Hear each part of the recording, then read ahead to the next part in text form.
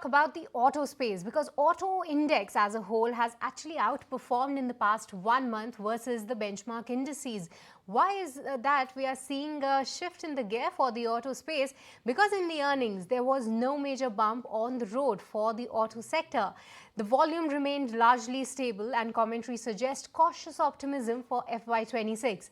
The margin pressure persisted, but softening commodity prices provided some cushion. Let's go across to my colleague Sharad, who joins in to tell us about the sector's road ahead. Over to you, Sharad. Well, it's been a smooth ride when it comes to the autos in the fourth quarter. Overall, the performance, if you look at it, no major disappointments coming in from the larger names. And interestingly, the supportive commodity prices are there. Now, that also helps in actually capping the price hikes also, which we had seen last year. Interestingly, let's look at how the two-wheelers have performed. And we'll go company by company. First is TVS Motors. Outperformance coming in, bullish commentary. Hero Motor, there's a 14 to 16% margin guidance. TVS Motors, it's good export growth.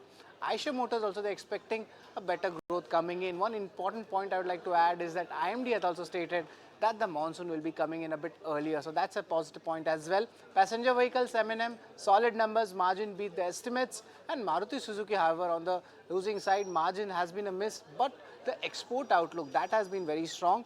And we have seen the export numbers actually doing really well when it comes to the other names as well, especially the two-wheeler names, which I'd like to point out. Also, interestingly, let's look at how the farm equipment and the tractor space has actually worked out. M&M is there, and of course, Escorts is there. Over here, tractor, there's a positive view coming in. They're having a high single-digit growth expectation. They're expecting between 7 to 9%, while for Escorts also margins can improve from the current levels as well. Now, interestingly, let's look at how the tires have actually panned out, and also these numbers have come on the muted front. Apollo Tires underperformance has happened. But see, they have shown a good growth as well. Now, of course, there are crude derivative related projects, and the fall in crude prices might also benefit these companies going ahead as well, where there comes a lag of almost 1 to 2 quarters.